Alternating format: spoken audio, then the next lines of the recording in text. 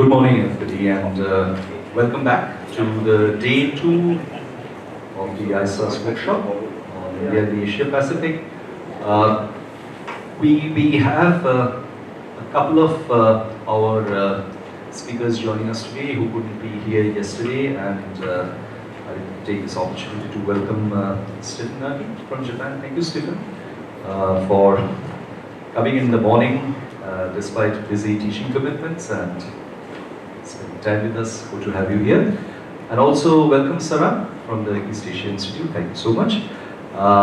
Unfortunately, while Sarah and Stephen had joined us today, a couple of our friends have had to move on. That includes Malcolm, who had to travel to Australia. Also, Wang Jiangyu has to travel to Shenzhen later in the day, so he can't be here with us today. But otherwise, we are full strength, and thank you so much, Ambassador Shamsir, for being here. We start the proceedings. As you'll see from the program, we have a session before lunch that's on India, TPP and the ASEAN. And then the rest of the program for the day has another panel after lunch, which is expected to be a very interesting panel on perceptions from the APIC community. And then we end with a round table on India and APIC the way forward. So, without further ado,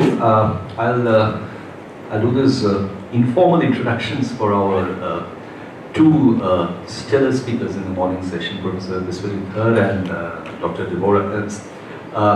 Professor Biswajit Dhar I know for almost 15 years now. And in fact, I should say I know him from much before, because I know him from much before as a result of his work. And I got to know him personally, say, for 15 years ago. The very interesting part about Dr. Dhar is that he started writing about trade policy in India and researching on trade policy in India at a time when very few people in India actually knew what trade policy was all about, because for a long time India probably didn't have a trade policy, so as to say, but he kept on digging at it, looking at it as objectively as possible.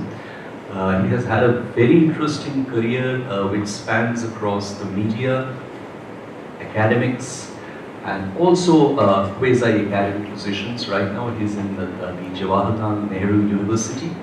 Prior to this, he was the director of the Research and Information Systems in India, and he has been part of practically all India's negotiations beginning from the GATT onwards. So if there's anybody that you need to trouble insofar as knowing as India's trade negotiating history is concerned, you know the person that you need to go to. And Debbie, of course, doesn't need an introduction, which is a cliche, but I'll stick to the cliche. Debbie doesn't need an introduction to this gathering.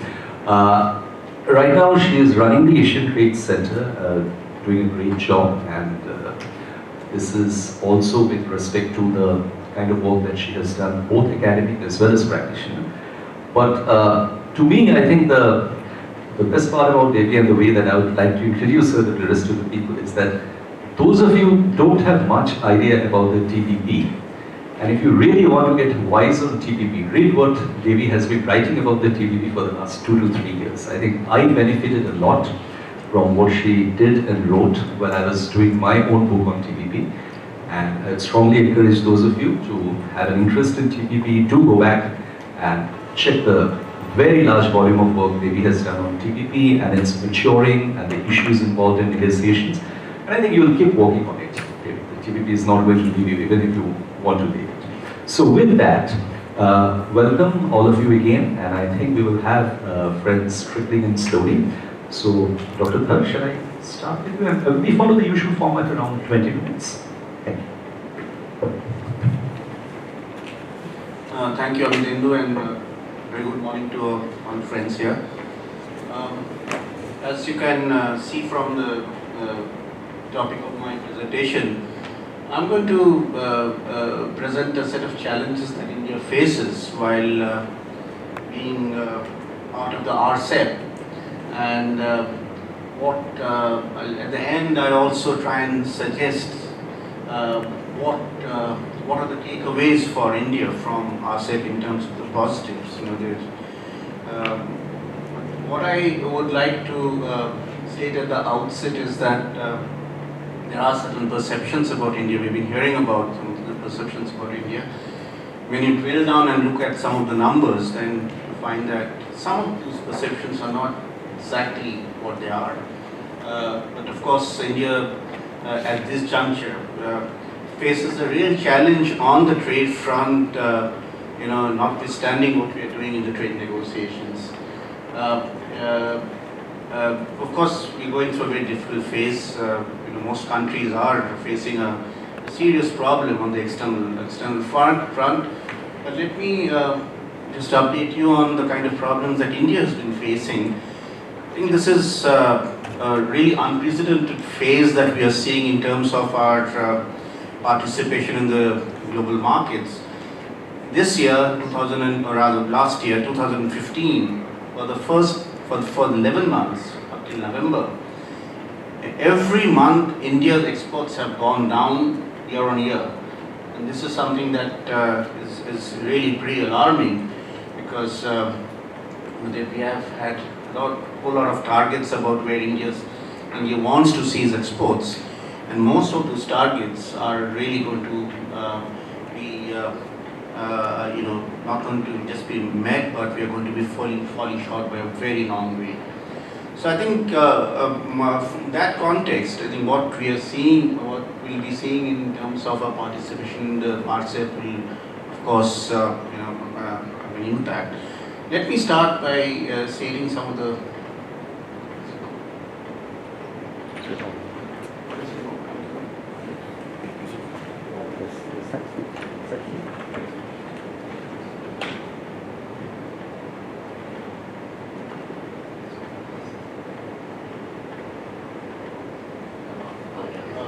Okay, thanks. Okay, so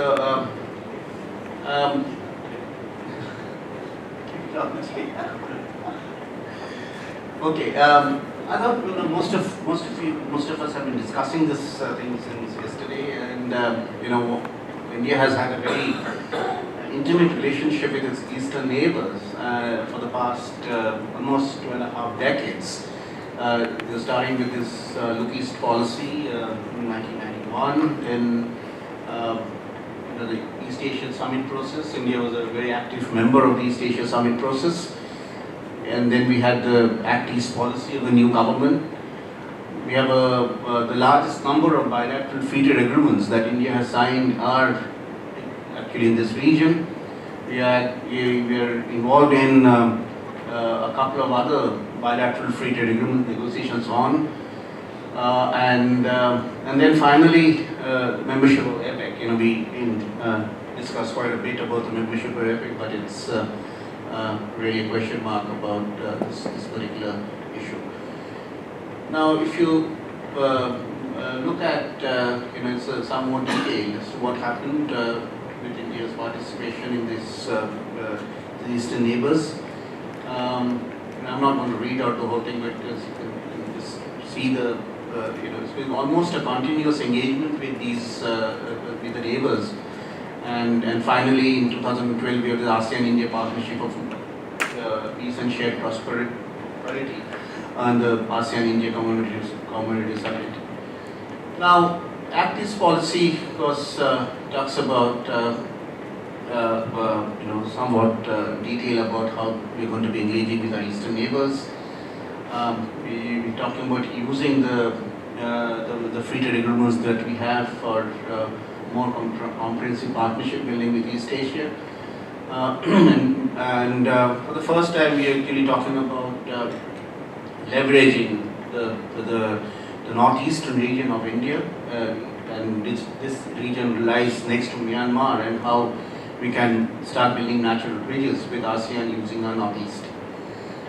Now, if one looks at the trade numbers with our RCEP partners, find that the trade deficit has actually been going up. Again, had some discussion about the fact that these import numbers are not necessarily bad, but when you find that there is a continuous increase in the trade imbalance, then of course there are issues that are raised in the domestic context. The several stakeholders start asking questions as to what have been achieved through these bilateral free trade agreements, and therefore, to my mind, this is the real big challenge of, and if you look at these two columns of exports and imports, this has largely been due to the fact that India has not been able to find its markets in our, in the countries with which we have done these, several countries with which we did the free trade agreements. Of course, hiding behind these numbers is the big China factor. China is the largest trading partner of India, and we have actually been importing a lot from China. Not surprisingly, that's what China has actually succeeded in doing. But in terms of our exports to China, for a whole host of reasons, and something that I think our industry needs to educate us and tell us much more, we have not been able to find increased market access in China. The disconcerting fact came out in the last, we have the financial year, from April to March, last financial year, 14-15, where our trade imbalance with China was more than 4 times our exports. So I think this needs a very serious action by all concerned in terms of the policies and what the industry can actually do. Now, again, to this is just a summing up of what the table actually shows. Let me move on, so something that I talked about, that India's low levels of penetration in the RCEP region has really been the major area of concern. If you look at India's shares in the FTA partners two-way trade, it actually hasn't gone up. And we talked about RCEP in ASEAN, in Japan and Korea separately. We haven't actually done anything by way of improving our position in these markets. Now, in terms of our composition of our exports to RCEP partners, find that the intermediate goods have been was quite large to in the beginning of last decade. The intermediate goods have actually fallen, and so all those discussions about value chains in that context, and value chains are supposed to be providing the basis for integration, then one finds that India is not doing very well. In fact, there's been substantial decrease in the share of intermediate goods. Share of consumer goods have increased. This is primarily being driven by exports to Singapore, and the diaspora is absorbing a lot of our exports. So this is the story about what kind of integration India has been seeing. In terms of its imports from the RCEP partners, this is a very interesting story because here the intermediates imports have actually gone up. So one can say that whatever little has happened by way of using the domestic economic space, that is becoming sort of dependent on imports from the RCEP countries. And again, here China does play an important role. Now, in terms of the foreign direct investment flows from the RCEP members, this has been quite positive in the past 3 financial years for which we have the data, full data. And it's almost been a doubling of the FDI flows from the RCEP countries, driven primarily by the large inflows we have seen from Singapore. But here also, I think these numbers need to be looked at a little more closely, because from Singapore, there's been a lot of round tripping that is actually taking place. And as India's outward investment has gone up, I think there was some referencing that yesterday. I think Deeparka mentioned about outflows. Some of that, and we're doing some work trying to link to these processes of how the outward investment has come back. And part of the reason that this is happening, in my view, is that the foreign direct investment regime is increasingly become more and more friendlier towards the foreign investors. So there is a premium to be had, or some kind of rents to be gained by you becoming a foreign investor rather than being an Indian investor. So the Indian investors go around take a trip around Singapore and Mauritius and come back to take advantage of the rents that are to be had because of the policies. Now, what are the most critical challenges that India faces from the engagement with RCEP? Now, if one looks at the tariff concession that India has exchanged with the existing FTAs, existing FTAs with the RCEP partners, this gives a very mixed picture. And this is again coming back to the question of perception that, I'll show you some of the numbers, here we find that India has been much more liberal in terms of giving market access to its FTA partners in the region, in the Southeast Asian region and also Japan, than what it has got. And part of the problem that we see today is we sort of seem to be paying a price for having given much more market access than we have actually got. So except Singapore, because Singapore is quite obvious. Singapore gives duty-free access to all its partners, and Korea, where the duty elimination was somewhat higher than what India agreed. India's tariff concessions are actually less. But then, but if one has to point out sort of a problem, India's MFN tariffs are of course much higher. So most of the trading partners have actually got a substantial preference margin by participating in India's or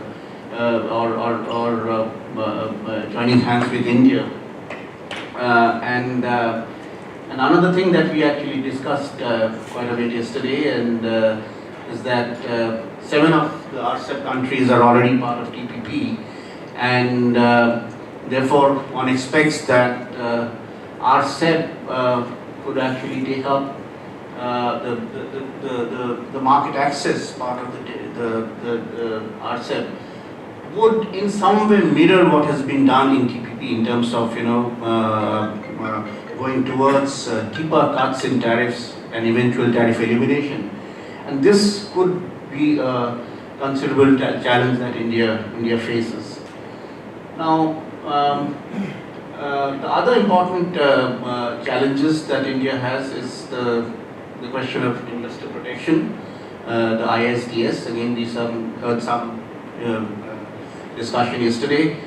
The area of intellectual property rights, where we are very particular about the intellectual property regime that we have put in place, in particular the patent regime, because of the elements that have been introduced in the law for providing access to affordable medicines, and then the issue of the standards. Again, this is something that we recognized yesterday, but I would think that for a country like India, which has not walked that path of developing its domestic industry or preparing its domestic industry to meet these international standards, this would be a considerable amount of challenge. Now, I have given some numbers. You can see it later in detail, where I've compared what India's concessions have been vis-a-vis or concessions that we have exchanged in our FTAs vis-a-vis our FTA partners, and I'll say that in many of these cases you'll find that India has actually given, for instance, this is a very stark case for Indonesia, where India has tariff elimination is 74.2%, case of Indonesia is only 46.6%. Even in case of Japan, the tariff elimination that India has agreed to is 86.4% as against 79.4% by Japan.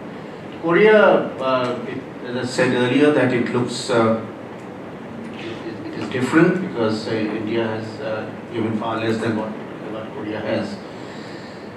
But when we look at the MFN rates, something that I mentioned earlier, there you have, you can see that India has a considerable distance to go before bringing down its tariffs. The duty-free lines as it stands now, these are the most recent figures, is only 3%, and lines with duties more than 15% are almost 20%. And most of these lines are actually in agriculture. And agriculture remains a major area of concern for us because, unlike China, which has been able to shift a large proportion of its rural workforce away into industry and other also services, in India, almost 60% of the workforce still depends on agriculture. And agriculture isn't as efficient as we would like it to be, and therefore there is a need for sort of greater degree of protection. So I don't expect that this number 20% is really going to move very much.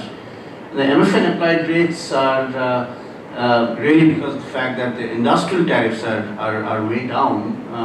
In fact, just above the ASEAN levels. So in effect, you could say that India offers much better opportunities gaining markets in the industrial products as compared to agriculture. So this is just looking at what I said about agriculture. If you look at the lines with duties more than 15%, this is what I just mentioned. That 83.5% of agricultural products have much higher tariffs. Now, what I said about the possibility of the RCEP walking down the TPP path as far as market access negotiations are concerned, I just picked up some elements from the document, the RCEP document on the trade in goods. And this is a proposal, these sets of proposals were on the table in August, because I haven't been able to get the more recent documents. But if you look at these, the proposals, then they actually tell a story that there is going to be much, sort of accelerated movement towards tariff reduction and elimination. And there are countries in the ASEAN region and Japan and Korea, not unexpectedly, are actually demanding such kind of rapid reduction or elimination of customs duties. So what many of us have been thinking that this could be a reality. In fact, it's this reality seems to be before us in the form of the proposals that countries are making. I'm sure we're going to see much more of this play in 2016. Now, the challenges that we see on the rules on the rules front, I mentioned about the ISDS and how this is going to pan out. India has had a serious rethink about the investor protection regime, particularly after it lost a couple of disputes. Recently we have revised our model text on bilateral investment treaty. Only I think last week the Union Cabinet, the government approved bilateral investment, the text of the model text of bilateral investment treaty. So the investor-state disputes and provisions, and in particular the provisions related to expropriation are much more sort of watered down.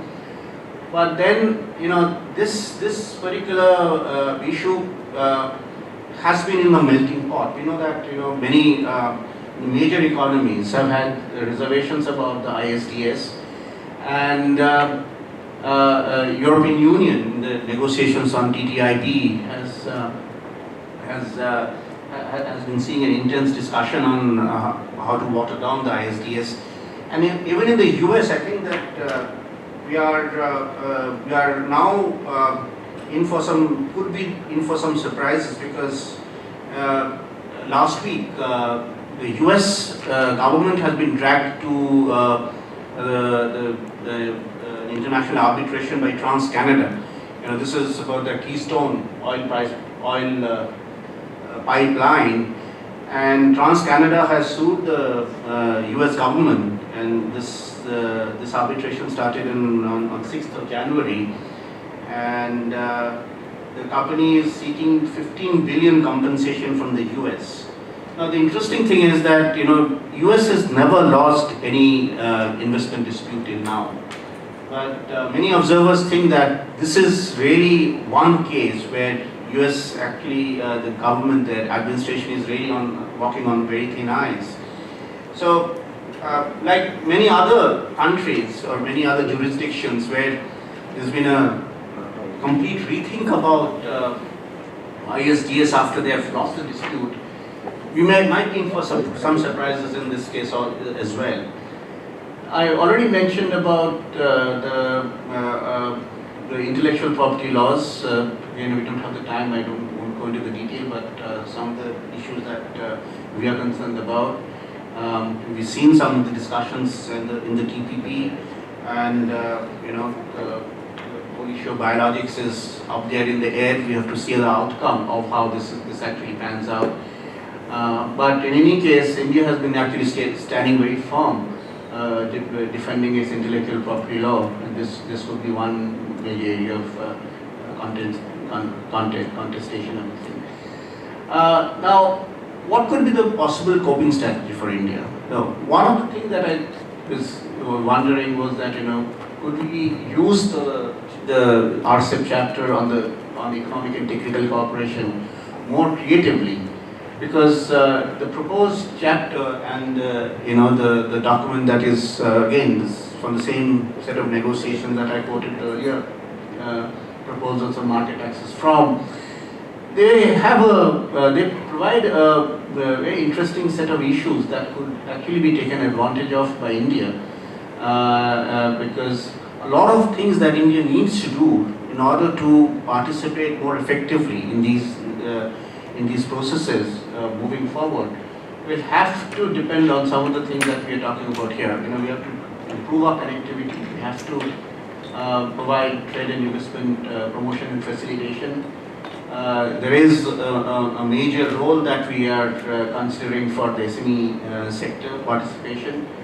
And why I say this is because the present government, immediately after it took office, has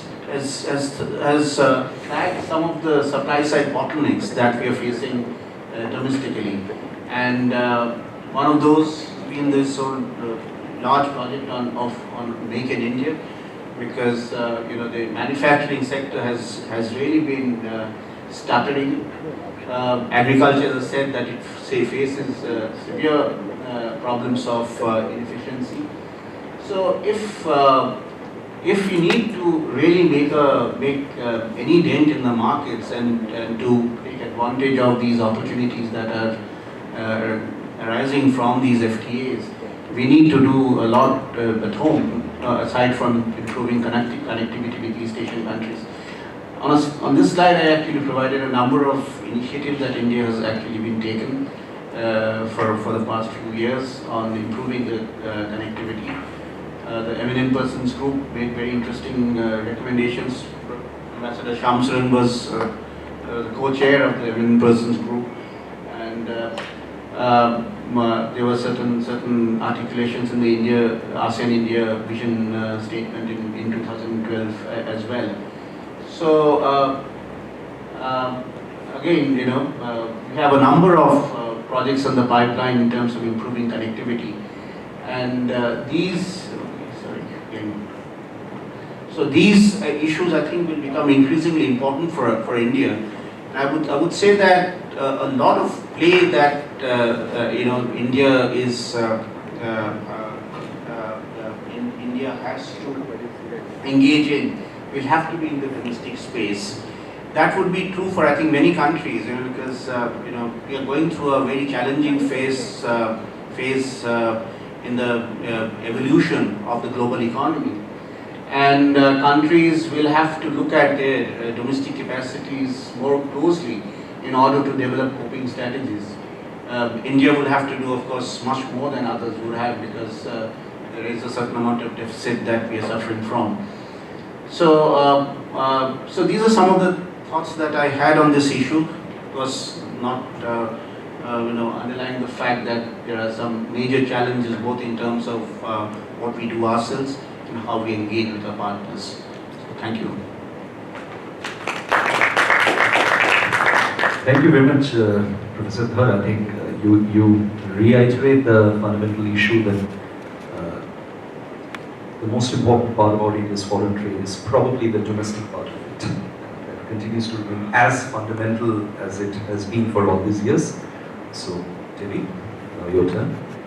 Thank you very much. Actually, that's a great segue into my paper, because when Amatendu asked me to talk about TPP in India, I thought, well, there's no point in me spending time, effort, and your time and effort to think about TPP entry for India, because this is just a waste of all of our time.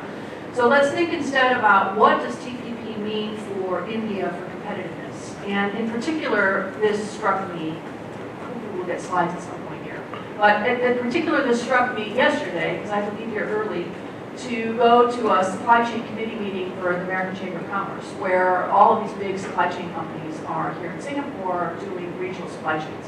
And I can tell you that all of them are keenly interested in TPP and changing out sourcing patterns, customer patterns, investment patterns, and so forth around TPP.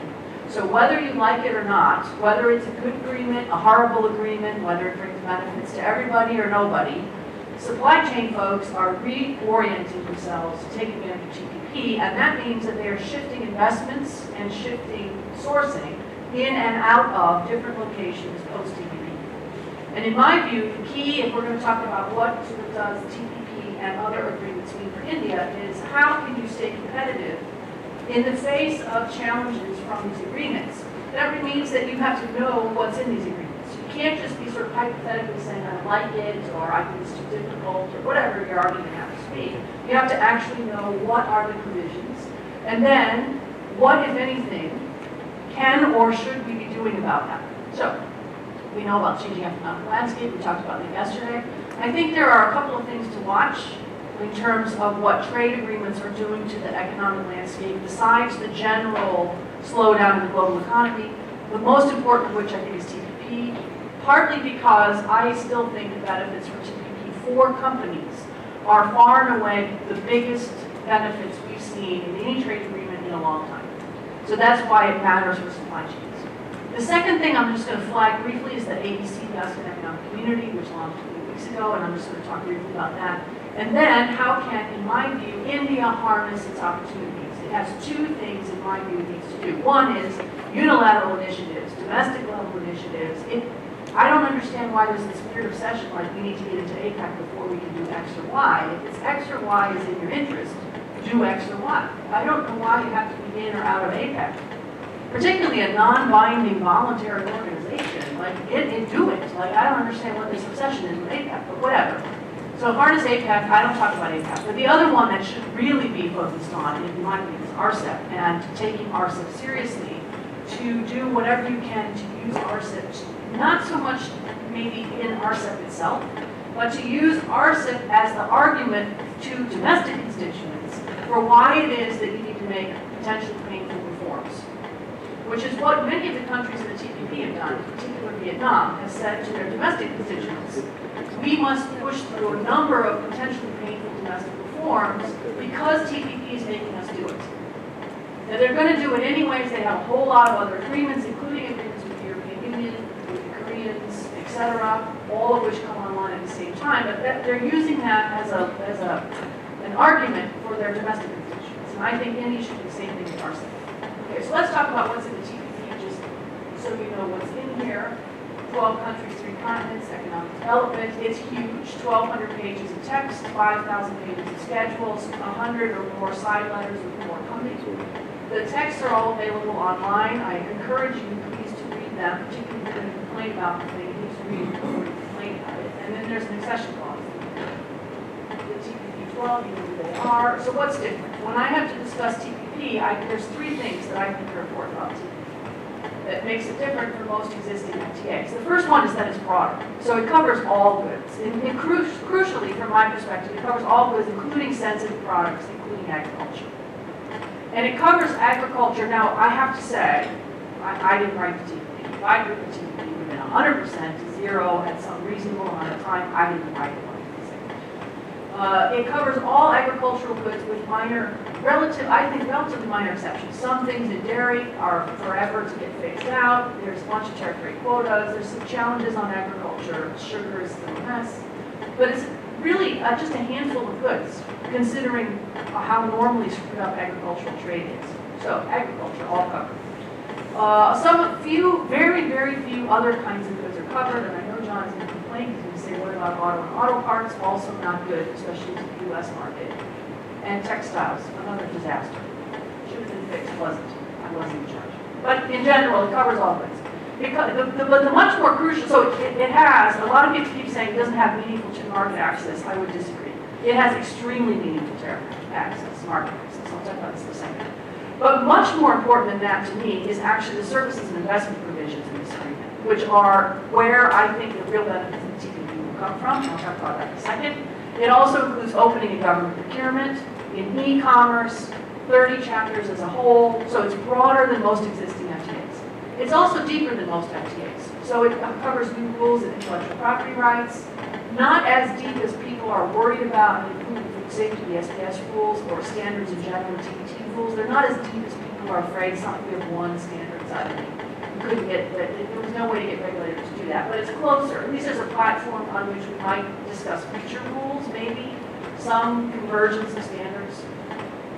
The labor and environment chapters are in there for the U.S. purposes in particular, competition policy, customs, etc. So in short, it's deeper, 30 chapters. And the third part, which I think is equally critical of TPP, it has a shared norm. And the norm of the TPP is this is a voluntary organization. You joined it, you agreed to accept the entire agreement, all 1,200 pages of rules, 5,000 pages of schedules, and 100 pages of side agreements. If you don't want that, don't join. So the norm is, that's the agreement. You get longer, you get potentially some capacity building, but the whole agreement is you. And if you don't like that, you're still joining. So this is not, there's no two-speed, no special differential treatment, no developing country splits. The TPP covers everybody. So that makes it quite different. Now when it goes live, and I'll talk about when that is in just a minute, but when it goes live, what happens? The first most important thing is that 90% of tariffs drop to zero on entry into force. So on the very first day that this agreement takes effect, 90% of tariffs drop to zero. And many of them, I might add, are not small tariffs. We're not talking about 2% that drops to zero. Some of them are big. If you go through Vietnam schedules, for example, Vietnam's current tariffs on a lot of things are 40%. See, if you put that microphone on, maybe this one will make less noise. John, the one next to you. A lot of the current tariffs that Vietnam faces, for example, are 20%, 40%, and a lot of those go to zero immediately, not even phased in, which is, I think, quite amazing. A lot of the rest go to zero over relatively short time frames. Again, it's not perfect because there's tariff rate quotas, especially agriculture, so it's a bit of a mess what we can do. But what does that do? It eliminates tariff peaks. So we have some crazy high peaks. The Japanese have a 1,400% tariff on some kind of special potato, zero. Goes to zero. Not right away, because that would be insane, but over time. Gets rid of tariff peaks in dairy, tariff peaks in all kinds of agricultural products.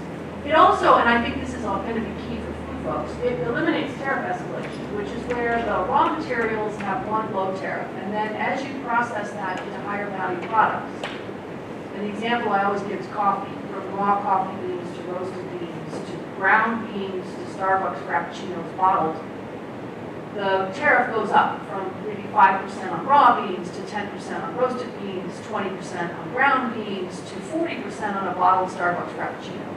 The value is all really in this bottled Starbucks Frappuccino. TPP cuts the tariffs to zero on all of it. Zero is zero, including all the way through to the Starbucks Frappuccino. So many firms are now going to be able to bottle their own Frappuccinos, or you could.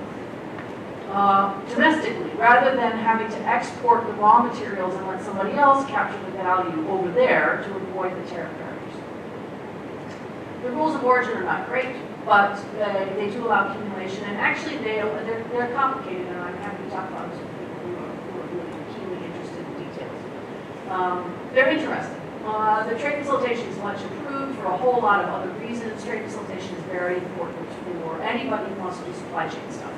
So if you want to be competitive with TPP member countries, you cannot have high tariffs, you cannot have that rules of origin you're stuck on, but you cannot have high tariffs, you cannot have barriers in the border.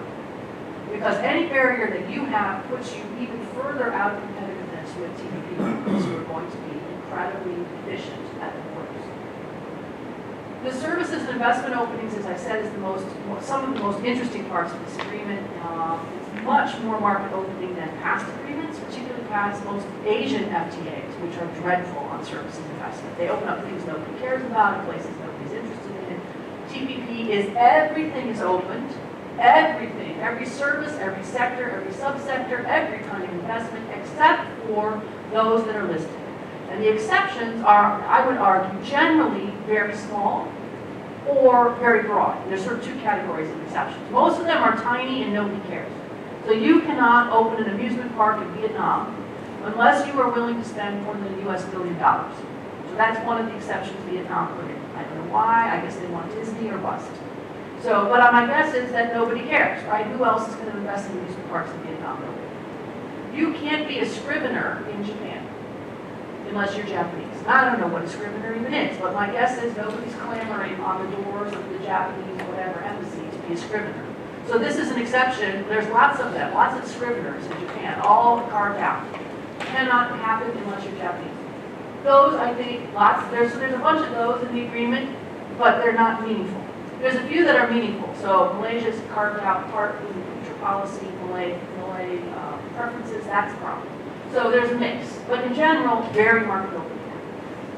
The investment chapter is much better, including investor state dispute settlement, which has been controversial, but it's, I think, quite important, particularly, again, if you want to signal to foreign investors that you are serious about inviting them in. So again, if you think about this, what does it mean for India competitiveness? If you have barriers and obstacles to services and investment, either market access or protection, it is going to be problematic because it makes you less competitive by default than TPP member countries might be. A lot of stuff on e-commerce and digital trade, which is going to be the way of the future. If you cannot have comparable kinds of standards in place on e-commerce and digital trade, a lot of those benefits will flow, I think, to TPP member countries and not non-members. Other things, procurement markets are open. Again, I'm not suggesting, let me just be clear, I'm not suggesting that you sort of open up in these procurement markets all WTO members or something, but just be aware that it's now open. There are some rules in there on competition and SOEs. The labor stuff is on labor rights, not labor movement. The environment is very thin. It's really about fishing and logging and a little bit on endangered species. The whole thing is legally binding. There's a dispute settlement mechanism in there, kind of like NAFTA. It would be better if they had a secretariat. They don't. Bad institutional design. We'll be discussing that for the next 20 years in academic conferences. And it's going to expand in the future. What are the timelines? Because everyone asked me as soon as I finished, what are the timelines? So I'm just going to jump to the end now. We are currently waiting for the signature. The problem is the U.S. So the U.S. is the only one of the 12 members that has a really complicated domestic ratification procedure. So that makes it, everybody is waiting for the U.S. to do what the U.S. has to do. Everybody else is relatively simple with the possible exception of Malaysia. And on January 26th, they're having a rather heated debate in the Malaysian parliament about whether they're going to move forward with TPP. I think it would be odd if the government moved ahead after a really unpleasant debate, but I think it would also be weird to have an unpleasant debate in the parliament. We'll see.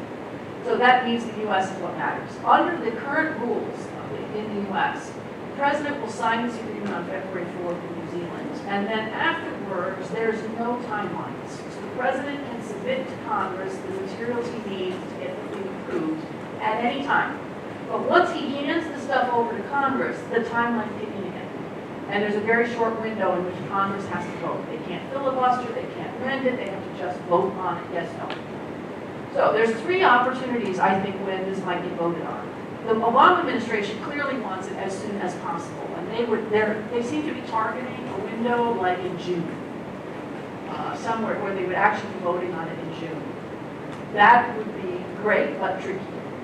Could happen, we can discuss this more in a few days. So June is a possibility. If it's not June, it goes to, the next window is what we call the lame duck session. So after the U.S. presidential elections are held on the second or the first Tuesday of November, but before the new Congress and president get seated in January, there's a short window where they sit for like 6 days, where they could push this through.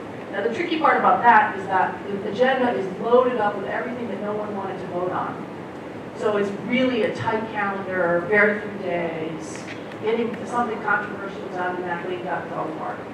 The third option is to wait until 2017 and do it when the new president comes in and the new Congress comes in. But that's a crapshoot because we have no idea who's going to be president, and we really have no idea what the new Congress is going to do. In the past, the Republican Party was solidly pro-trade, but this new Republican Party is not solidly pro-trade, and the Democrats are all over the map. So you've got Republican candidates at the debates as we speak, probably complaining bitterly about foreigners and trade in general. You've got Democrats that are not committed to this, so it's hard to say when it'll get done. But once it gets done, there are 3 ways in the agreement for it to come to force. The first and the easiest is that everybody approves. So the U.S., probably the U.S. would go first and everybody else is right after that. Or there's some argument for the reverse, which is the Japanese go first, because the two states that must approve is the U.S. and Japan. The whole agreement requires the U.S. and Japan to approve, or the agreement doesn't happen. So Japan could go first, everybody else could come in after Japan, put pressure on the United States to get it done and lame duck. But if they all approved, let's imagine, wildly optimistic, they all approved it this summer, this agreement could come into force by the end of this year, by the fall. I mean, this could be really fast, because it's 60 days after the 12th one. So very fast. The second option is it automatically comes into effect in April of 2018, if U.S., Japan, and at least 4 members. That's what I call the sort of Malaysia option, which is the Malaysians can't get it done, so we don't have all 12, but we better, the U.S. and Japan, it automatically kicks in. If the U.S. can't get it done, and we're still waiting for whatever this administration, the next one comes in, and finally gets it done, it's 60 days after that. So 3 options for getting the agreement done. So basically, anytime between the end of this year and 2018 is when we'll see the TPP. And once it goes into effect, all of that agreement comes into force pretty much automatically right away. So it's a big deal. Once it's done, just so that you know, again, I'm not suggesting India get into round 2, but just so that you know, I suspect that there will be at least a year before they start sessions with anybody else. The current method, which is not very clearly defined in the text, is that you have to have bilateral consultations with the members. You have to correct any ongoing bilateral irritants. It's a little unclear what that means. You may have to fix them. You may just have to air them. You may have to pledge that you're going to fix them in the future. It's a little unclear. And then the group has to decide whether they're going to let you in or not. That's how the current system is. It's not clear from the text how they plan to do this going forward, but the assumption is the same way. Round 2 is not about rules. The rule book is the rule book, officially. The rule, what we're arguing about now, round 2, is about your own government-specific commitments in goods, services, investments, state-owned enterprises, and procurement. So your own market access commitments. And they must be similar to the commitments made by the existing 12. They don't have to be identical, because everybody's got slightly different implementation schedules and so forth. But they must be on a comparable scale, i.e., everyone in round 2 will have to have 90% of tariffs dropped to 0 on their entry into force, for example. I think there will be at least 8 new members. The China one is a big question mark, but 8 new members. Korea for sure. Taiwan is desperate to get in, and they're going to be screwed by being out. Hong Kong would like in. So I would do Hong Kong, Taiwan, and China as a group. Philippines is the only ASEAN member that wants in. Colombia is in the Pacific Alliance, which has got most of their members currently in, but not Colombia. That's very strange. So Colombia's got to come in. And if Costa Rica and Panama finish Pacific Alliance accession before TPP round 2 opens, then they also need to be in TPP. Because again, it's a weird thing to have happen. Let me turn now very briefly to ASEAN, just to point out that we have this ASEAN Economic Community. It is zero tariffs, but implementation and everything else is very patchy and very thin. But the governments have been promising under the new thing called the AEC Blueprint 2025 that they will continue the progress towards reform. And what I think is important here is how well the non-TPP members of ASEAN seize the opportunities of ASEAN membership to push their own domestic reforms. Because there's going to be an increasing split, I think, in ASEAN between the TPP 4 or the TPP 5, between the Philippines and non-TPP members in ASEAN. It's going to get very interesting in the intermediate period. But the non-TPP members of ASEAN could use the ABC commitments as, again, a sort of argument for why they need to do domestic reforms in line with some of the TPP kinds of commitments to encourage inward investment in supply chain, etc. And then finally, let me just finish with a comment or two on RCEP that hasn't been said already. You know, RCEP is supposed to go beyond the existing ASEAN Plus One agreement. We've had 10 rounds already. 3 rounds are scheduled for 2016. And the problem here is that we were supposed to be multilateralizing regionalism, which every academic seems to love. But in practice, is a nightmare. And the problem is that if you look at the 5 existing ASEAN Plus One agreements, they are wildly divergent from one another. And because we have no one driving this particular bus, ASEAN is not driving, no one else is driving, New Zealand is pushing like crazy, but no one else seems to be driving, we have a mess. If you look at the ASEAN agreements on goods alone, ASEAN opened 73% of goods to all of them. But a quarter of tariff lines may or may not be open. They all have different rules of origin. They didn't all cover services and investment. They covered services and investment differently. The best of the bunch is ANZTAB, Australia, New Zealand, ASEAN. The worst of the bunch is ASEAN India, which is a disaster. You can see the Indonesians barely covered even half of the trade. And that's at the end of full implementation. I don't know how they got away with that. That's terrible. I don't even know why you'd sit down with that kind of effort. And so we'll see. The good news about RCEP is that they have been negotiating for a while, and actually the agenda is looking surprisingly ambitious in RCEP now. I would have thought they would stick with the good services investment called good, but actually they're negotiating on e-commerce, on food safety, customs. They even had a discussion at the last round on government procurement, not a negotiation, but a discussion, which I think is astonishing. So we'll have to see what happens. And one of the problems is that everybody was drafted into RCEP. You're in RCEP because you had an ASEAN Plus One agreement. And so you're not in RCEP because you wanted to be in RCEP or because you were enthusiastic about opening markets with 16 countries in Asia. You're there because you got drafted. And that means that your enthusiasm level is different across the number of RCEP members. And there's no engagement with business, which is a disaster, because now we've got all these negotiations and we have no clue what business wants or needs. So we'll have to see what happens. I think in a world of value chains, you have to be as responsive as possible to the needs of these firms, or they will locate or relocate production, including goods and services, into different places. And that may mean that you need to push, if you're not in these agreements or you're not using these agreements as best you can, you've got to have unilateral efforts to make yourself competitive. Because otherwise, these firms are going to go someplace else. So let me stop there.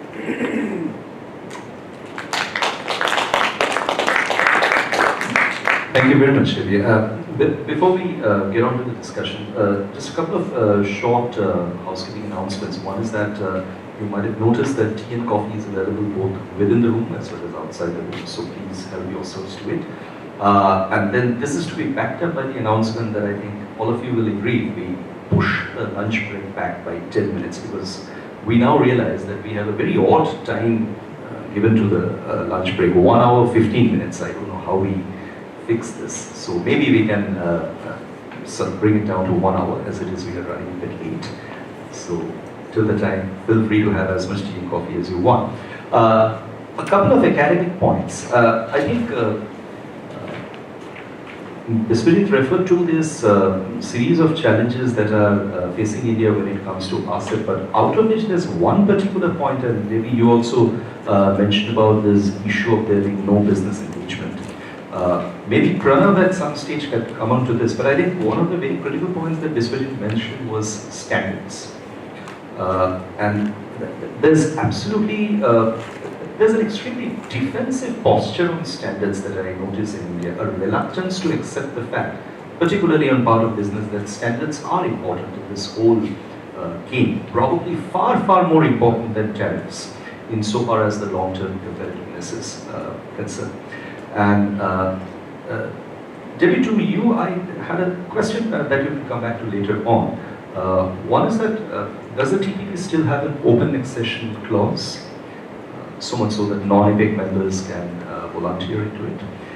And, I was under the impression that Malaysia probably does not need to take this to the parliament. And there were conversations that we had heard that where President Najib has the executive authority to pull this off. So maybe if you could clarify that. But finally, one final point before we start the discussions. I think this is something that Vinny and I were discussing yesterday. We are talking about the TPP, we are talking about the RCEP. Probably because we are looking only at Asia Pacific. We are not getting the TTIP into the scheme of things. Which at this point in time, the Indian focus is on the major markets of the Asia Pacific, courtesy the TPP. So there's a view that India can go ahead and finish the deal with EU, but before that, the TTIP might be concluded. And one clear strategic implication of that is if the US has deals secured both on the Pacific and the Atlantic, it just doesn't have to care about the WTO anymore. So in a sense, that's a long-term serious implication. So maybe now I open up the floor for discussions. We follow the usual pattern. Do introduce yourself and questions, comments. Probably we can take them in a bunch of 2 or 3 before I request the speakers to come in.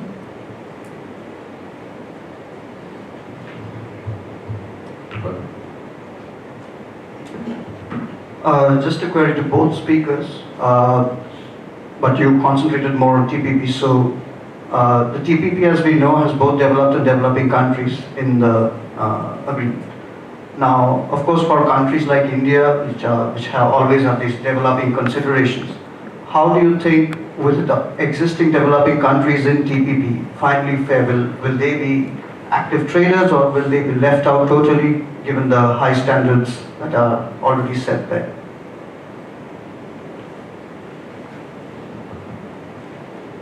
Yes, so let me share some thoughts on the ongoing RCEP negotiation and what strategy which is being discussed post TPP conclusion, particularly from industry point of view, and of course there's some bit from the government side also. In RCEP, of course, from we as industry group are engaged on 3 specific issues. One, of course, on the tariff, because we are the receiving end, and most of the RCEP countries have little bit lower tariff than India has. So, of course, in the final deal, we'll have to go for more deeper cut tariff. So that's our concern. And on industry side, we have made it very clear, and we raised this issue because RCEP in all practical purpose will put us in a trade agreement with China, which industry has initially opposed bilaterally. In fact, we had a joint study group which was set up in case of China that recommended that we should go for FTA, but because of high trade deficit with China, industry and government both were in one opinion that as long as this asymmetry exists, we will not enter into trade agreement with China. But RCEP architecture was like that we had no option to go for that. So by default, of course, you are entering an FTA with China. So on tariff, of course, industry has its concerns. There are some sectors like steel and steel in particular, because steel sector is in India almost ready. So and we have a huge overcapacity in that sector is not doing well, and huge investment. In fact, banking sector also, because banks have also given a lot of loans to industry companies. So their stake is also high. That's why finance ministry is also coming into the picture and trying to see whether how we can protect the steel sector in our negotiations. Second is on the rules of origin. If you see the India's free trade agreements, existing free trade agreements, we have gone for the dual criteria. Value addition of 35% and changing tariff classification. So in RCEP, still there are different methodology and formula which are being proposed, which India still tentative, but of course negotiations are still going on. So we are also engaged in that. So there are chances there are some countries in RCEP that they are not in favor of dual criteria. They want a single criteria for rules of origin, slightly single route of origin criteria. Pranav, just one point. I think the India-ASEAN FTA is the only FTA, only ASEAN plus one FTA which is the dual criteria. All other ASEAN plus arrangements have either or. But it's not dual, it's both. Dual implies one. Simultaneous satisfaction. Simultaneous. Simultaneous satisfaction. I'm talking about India's. Yeah. Oh, you mean India's FTAs? India's FTA. Okay. On services side in RCEP, again, that is known to everyone that we are relatively more aggressive in services because of our IT-enabled services in Mode 4.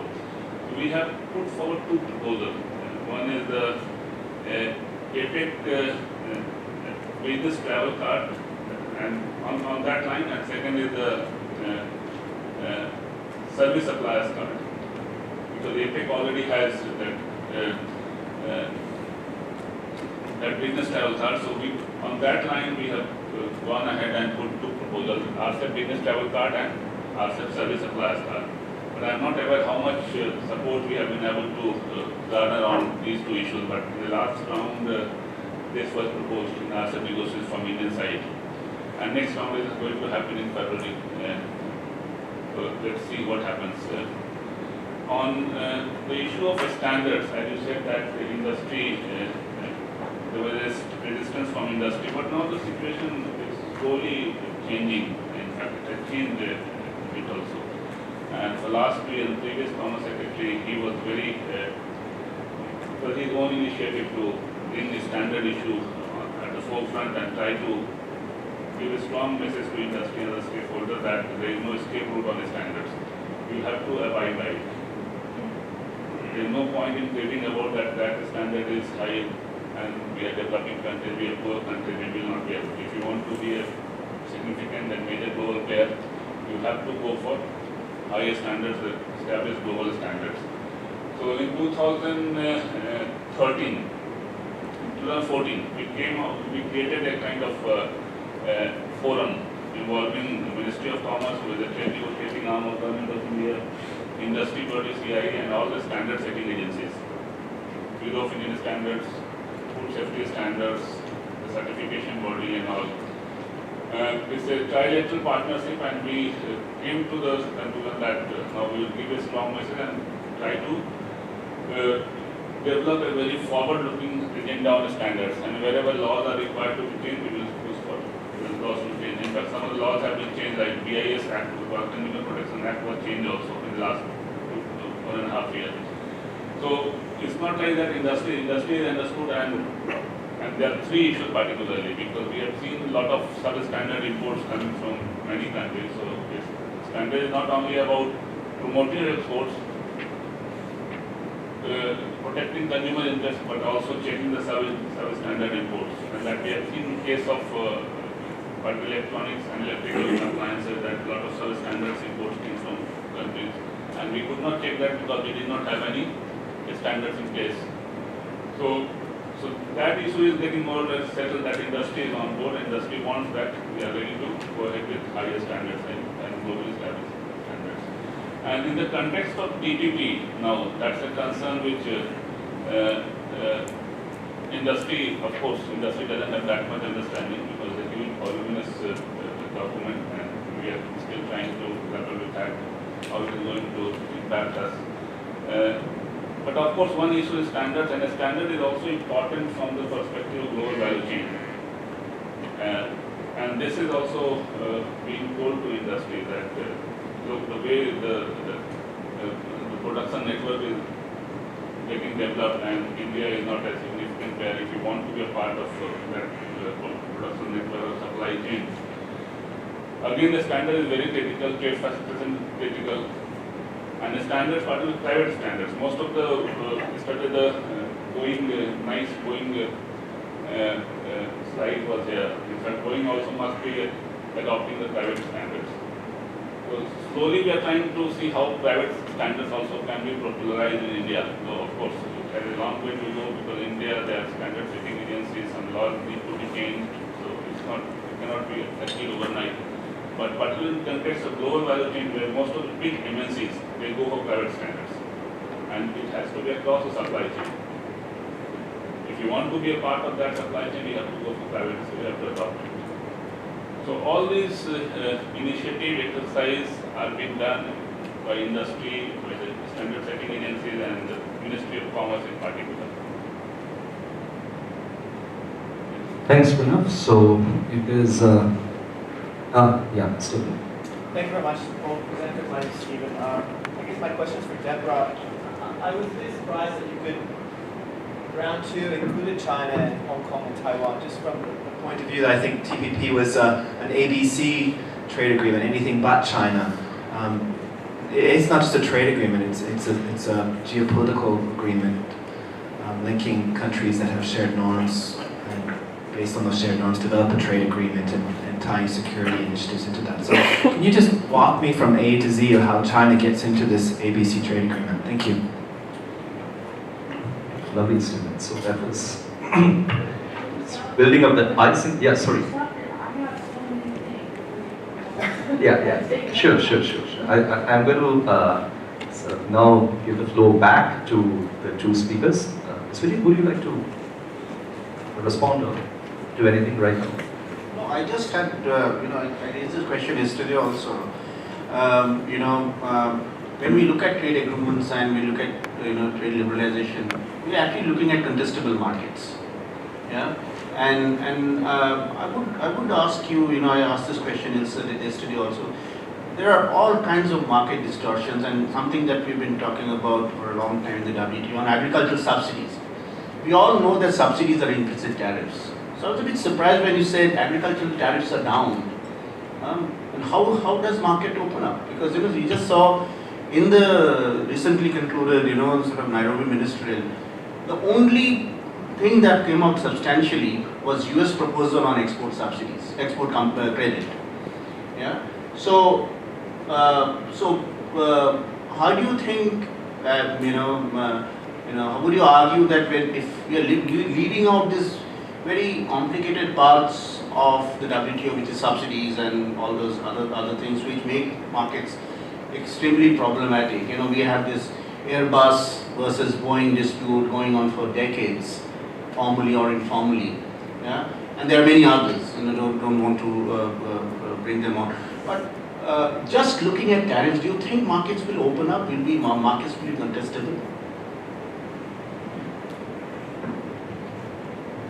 Okay, I have a long list of things. So first of all, I'm not in favor of subsidies. I think once you start subsidizing, you're screwed. You're subsidizing forever. We have lots of examples of this. I'm not in favor of general subsidies, so I wouldn't go that path.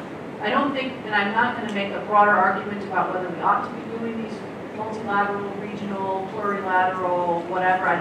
For me, this is not, I don't think it's necessarily a helpful debate, because the reality is you have it. So now you have this agreement, what does India do in response? And having an argument about whether or not the U.S. ought to subsidize agriculture is not something, in my view, that helps you get further in getting Indian competitiveness forward. No, but doesn't make the market contestable. Oh, and then, so that's the first part. Then the second part is not liberalization. are you going to have open markets as a result of tariff reductions? I think you will. I think but it's not, again, it's not just tariffs. It's an entire package of reforms that go along with tariff reductions.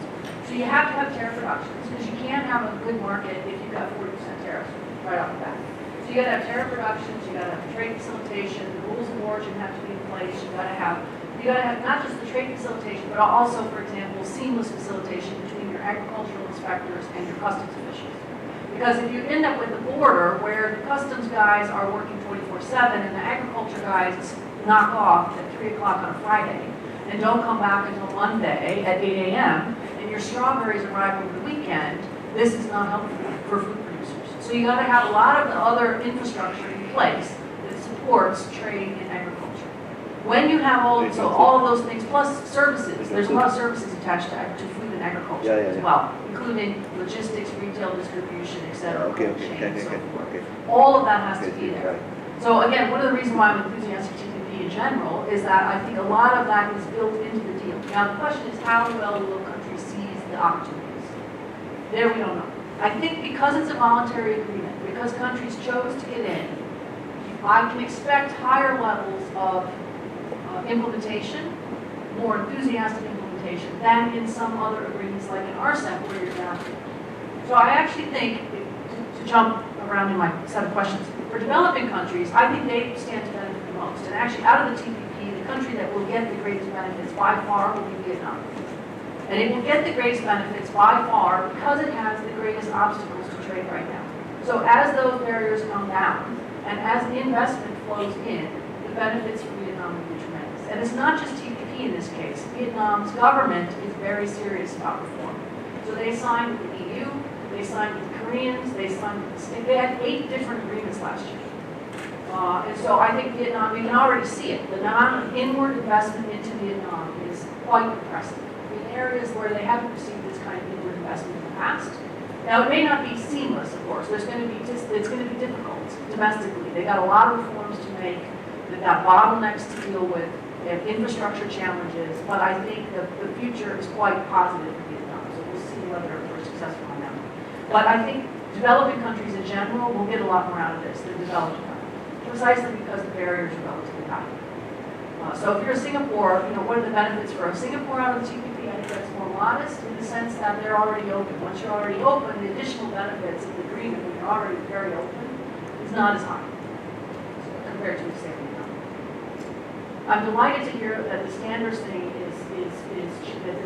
the view towards standards is changing because that is a huge obstacle on the ground to firms who complain all the time about inconsistent standards. And it's lots of things. It's big things, it's small things, it's labeling. So you make water, you export them to some markets, so we've had firms come in and complain, and we export certain bottles of water, the label, like this one here, look at how tiny the text is on that bottle of water. Nobody can read that, but I'm sure that there's a labeling requirement that says that all of that information has to be on this bottle of water. Some of the labeling requirements, for example, into Vietnam at the moment, on alcoholic beverages, I think that the weight limit on an alcoholic beverage in Vietnam has to be done 4 digits after the decimal point. But most of the beverage companies do not have systems that produce labels or track down to the 4th digit after the decimal point. So they have to redo their domestic systems, their internal systems, to make labels for bottles designated in Vietnam. I mean, there's all kinds of crazy standards things that, could be done. APEC, there is an accession clause in here. It privileges APEC, so it says TPP membership is open to APEC states or any others as determined by the parties. So privileges APEC, but doesn't let it only be APEC. The Malaysian parliament does not have to approve this. It's approved by the government, except that when Najib started to get into trouble with the TPP, like 3 years ago, 2 years ago, he promised an open debate in parliament ahead of Malaysia's entry. Now that sort of chickens are coming home to roost, he has to have that open debate. If he has an open debate and it goes badly, this is going to be a problem. So they've suddenly realized this, and the Malaysian government, especially since the signing in October, has been really aggressive in getting to parliament on a daily basis to get people in parliament behind the idea of TPP. In Malaysia, it's called TPA. So we'll see what happens, but it will be a raucous debate on the 26th, because it's not really, in Malaysia, it's not actually about the TPP. If you look at what the government managed to do, they carved out almost everything that they were really deeply interested in. Putra, government procurement, they got what they wanted more or less in this agreement, but the opposition's using it as a stick to beat the government over. So it's not really about TPP, it's about bigger things. Yes, so one of the challenges in RCEP, to jump to RCEP for just a second. RCEP is, the proposals that are on the table right now in RCEP in goods are not helpful, I would argue, for India. And they're not helpful, I think, for GPCs or for Indian firms. For example, the Indian proposals on the table for tariff reductions are in 3 baskets. So there's a basket for ASEAN, which starts 65% and 65% tariff coverage and tops out at 80. Then there's a tier 2 category which starts at something like slightly less than that, but does go to 80. And then there's a tier 3 where we have a weird set of countries. It's China, it's New Zealand, and Australia, I think, where it starts at 45% and goes to 65% or something. So we're not talking about wild trade liberalization out of India, at least on the early proposals of tariffs. That's a problem. Now, why is that a problem? Because if I'm only going to open up maximum amount, 80%, I think, and we're trying to do the numbers right now, literally right now in my office, to see how concentrated is the trade. I suspect that across RCEP countries, they don't trade very much with one another. And what they do trade generally is very concentrated. If I carve 20% of tariff lines off the top, we will never open these 20% to one another. I carve out almost everything we actually trade. And the joke I always make, which I think is true in this case, is I fully liberalize trade in snow removal equipment. Snow shoes, snow boots, snow tractors, snow everything. I trade no openings in agriculture, in steel, in whatever the things are that we actually trade with one another, electronic parts. That's not helpful. So you have to think about not just what's the overall level, but what's in those things that are carved out. And I think that's what we're doing. And the rules of origin are very important. Dual rules of origin would be okay, this or that. ASEAN does a lot of dual rules, this one or that one. If you're 40% value content, 45% value, or change in tariff heading, either one is fine, that's fine. TPP is sometimes wildly ended. They actually have 4 rules of origin often on some certain kinds of products. So either this or that or this, build up, build down, it's crazy. But at least somewhere in there, you're likely to qualify. But if you have to do 2 things, not just percentage value content, but some substantial transformation at the change in tariff heading level, that is really hard for firms to do. And it makes it really non-GPC friendly. So the point of the agreement in RCEP is in part to encourage value chains to locate across RCEP. Then you need to have proposals on the table that do GPC friendly things. A dual or double simultaneous rule of origin rule is not GPC friendly and it will not be helpful. Oh, and I have to do the China ABC. TPP. Yeah. Sorry, I have to do China TPP because that's bad. How do you get China TPP? Okay, so this is not easy because politically it's a real challenge. I mean, go back to the point yesterday on the differences between economists and political scientists. Economists would say, of course you get China in because the benefits is huge, right? The benefits to TPP is huge, the benefits to the member states is huge, you gotta have China in. Benefits to China is huge, like the economic benefits is huge, gotta have China in. Politically, what? Difficult. I think that the main, and the real problem now is that everybody's backed themselves into a bit of a corner. So once you've said, as President Obama keeps saying, and just said again at the State of the Union this week, we set the rules or China set the rules. This is not helpful for getting China in the future. Unfortunately, I think his assessment is I can't get this thing at all if I don't make that argument. So what he's trying to do is say, I'm going to make that argument domestically. Then I'm going to turn around to the Chinese and say, ignore what I just said. That's just for Congress. You know they're nuts. What can I say? I got to make them say something. So ignore that and then come in. And you're going to come in. Why are you going to come in, China? Because you need to come in. Because the TPP generally goes in the direction China needs to go. The areas that everybody says are too hard for China are what? Intellectual property right protection.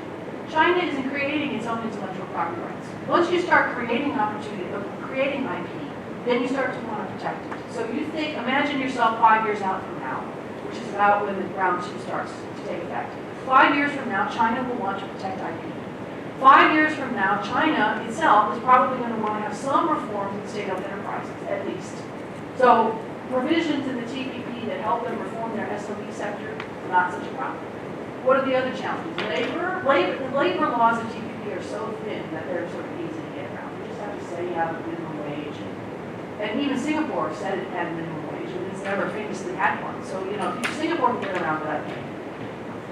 And the environment thing, protect fish, protect dogs, again, who doesn't want to protect fish and dogs? So I think in general, for China, this goes where they want to go. So then you have to get around the politics and how does that happen? I can imagine, if you're asking me to speculate, on some kind of weird grand bargain, 3-5 years out, where China comes into TPP, US comes into the AIIB. That might solve that problem of how do we square that circle. It would have been easier if you had the Secretary of the TPP, because now it's US-China without any mediated forces, but anyway, I guess my comparison is if we think of Vietnam, Vietnam hasn't used IPR violations to build its economy over the past 40 years, where China has. So if you abide by IPR regulations, you're going to handicap your own economic development. So from this point, I just don't see China being willing to abide by a strict IPR regulation and enforce it domestically, because it will penalize its own economic development. Where Vietnam, it's starting at a much lower position, it has much less to lose. As you said, it's going to gain from overseas direct investment, as well as FDI, and it already has. It has much less to lose, in terms of the direction of its economy and much more to gain. So I'm just not sure on the economic level as well as the political level how we get China into the TPP. Well, remember the dirty little secret of trade agreements is that, we can have dispute settlement. But at the end of the day, we have endless numbers of violations, WTO and free trade deals of the rules, because you only get legal enforcement of things that you care deeply enough about that you're going to actually launch a case about. And that means it has to be big, it has to be significant, it has to be something you think you can win. So China could continue, imagine, to violate lots of provisions in the IP chapter, for example, for some fairly long period of time to come, I would imagine, before it rises to the level where a firm or an industry or the government say, that's it, we're going to protest this is it, this is the thing. So I think you can't sort of say, well, all of a sudden every sort of illegal or counterfeit product or infringing product is going to vanish out of the marketplace. That's not going to happen in any of this. Sarah?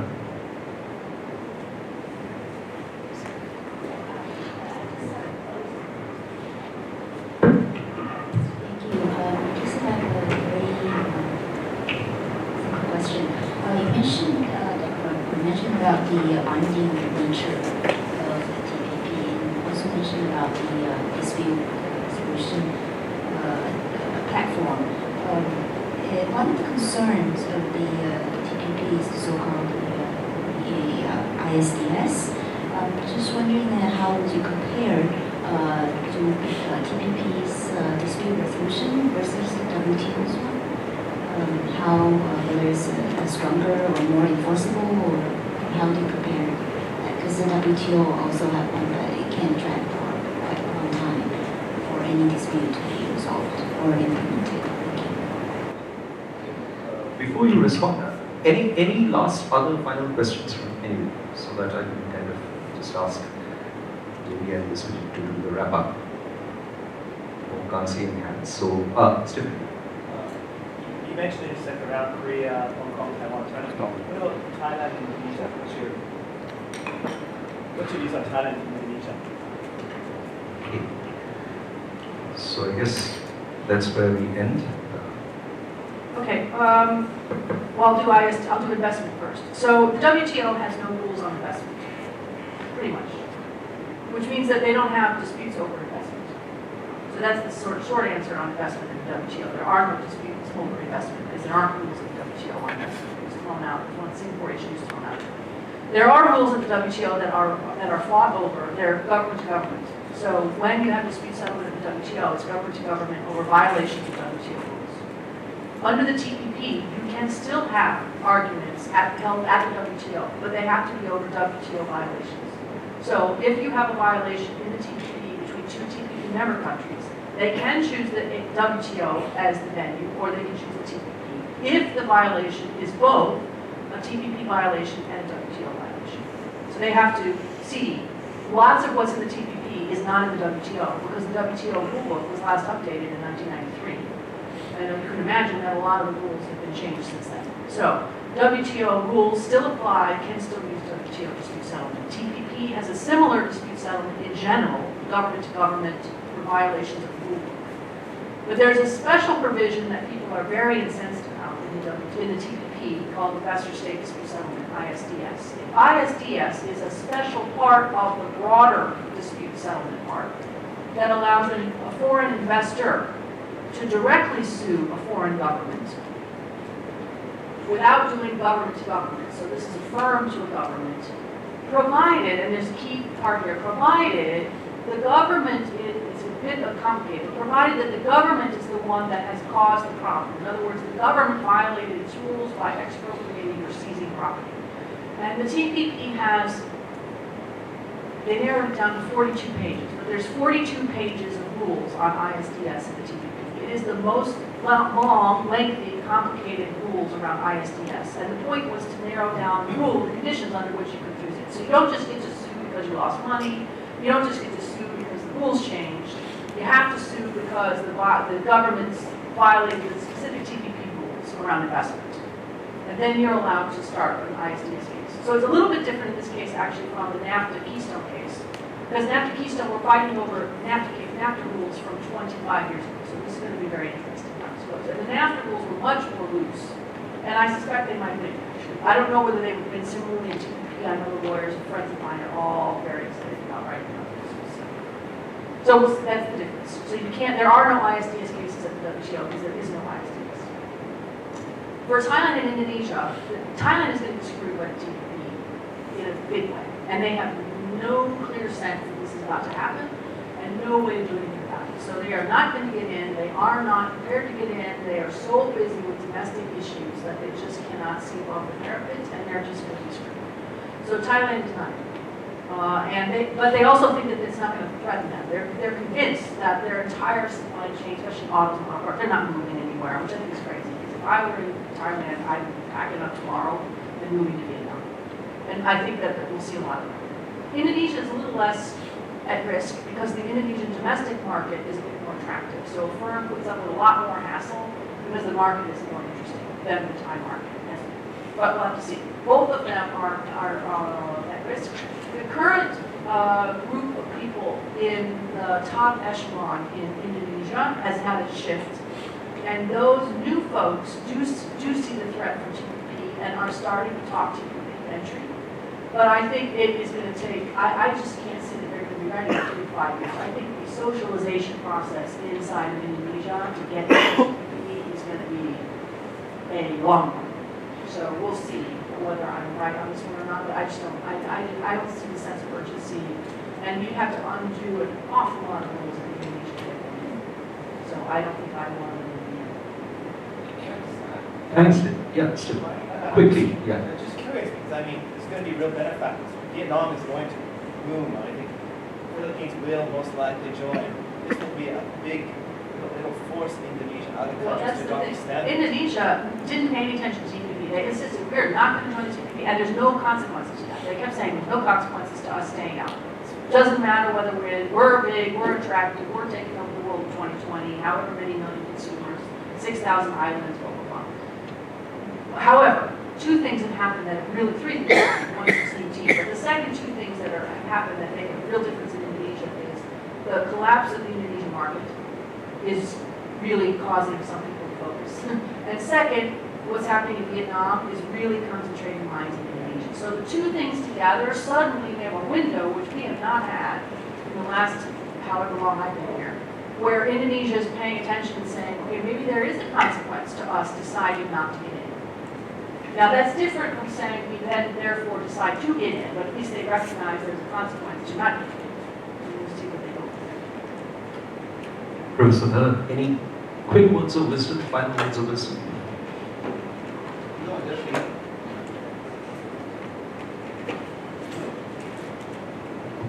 Yes, it's working. No, just reiterate the point that for India to be a meaningful participant in all these economic integration agreements, India will have to do a lot internally. And I think that increasingly I have this feeling that as far as most of the developing countries are concerned, this trade liberalization debate is a false debate. Most of what we need to do is domestically. And I think we have been led by the garden path by trade economists. And sorry to say that I'm myself an economist, saying that trade liberalization is something that is going to be the path to heaven.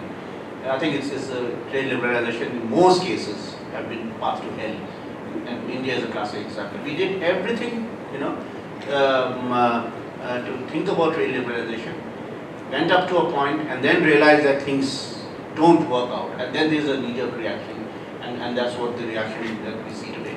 So I think that the big message that I think all of us need to give is that there aren't any easy shortcuts. I'm glad Pranav today is talking about the fact that industry has realized. When I was working closely with the Commerce Ministry in 2009, we brought home this point. Industry that did not just want to listen to this.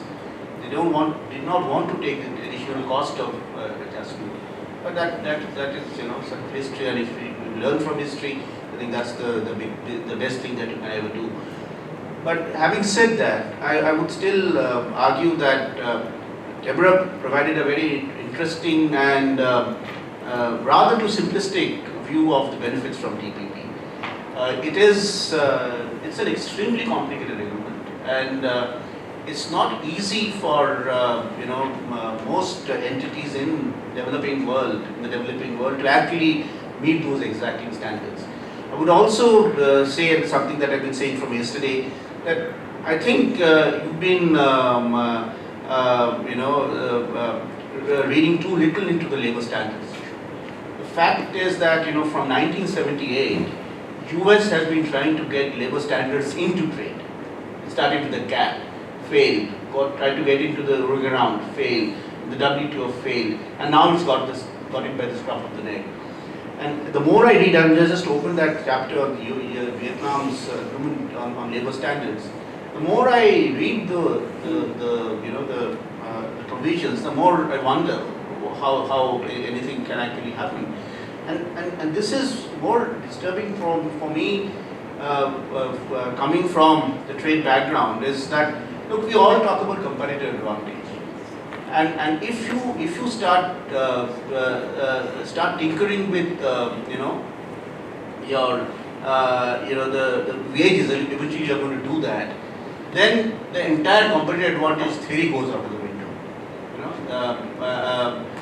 Both labor and environment, because basically we are talking about competitive advantage can only work when you don't tinker with the non-tradables. The moment you start doing this, then you are in a free fall. You don't know what's going to really going to happen. And I also would like to mention that look, the investment in the WTO is actually an open-ended question. One will have to look at what is the final decision of the panel on the US solar panel dispute. US has actually pushed the boundaries. Agree there will be no ISDS, but it's as close to having an investment agreement or a decision on investment per se in the WTO that you can ever have. So it has this agreement, the solar panel. There was a case that US has brought into the WTO. India wanted to develop its solar panel industry. US went and told the WTO that this is a violation of the WTO. Now this is going to have a major implication. I think with or without the TPP, and so I think the way the investment issues are going to be read into the trade agreements will have a completely different meaning from now on, if the panel actually goes and supports the US contention. So that's it. Thank you, Vishnu. Thank you very much. I think the conversation can continue, except for the fact that it can be accompanied by food. And we really have earned our lunch. I did suspect that we will earn our lunch at the end of this first panel of the second day. We have done more than that. So thank you very much. It's been a great session. It's something which is going to resonate as we go on to the second part of the day, and we come back with a new set of perspectives and papers. So with that, please join me in giving a big hand to the two speakers. Thank you so much.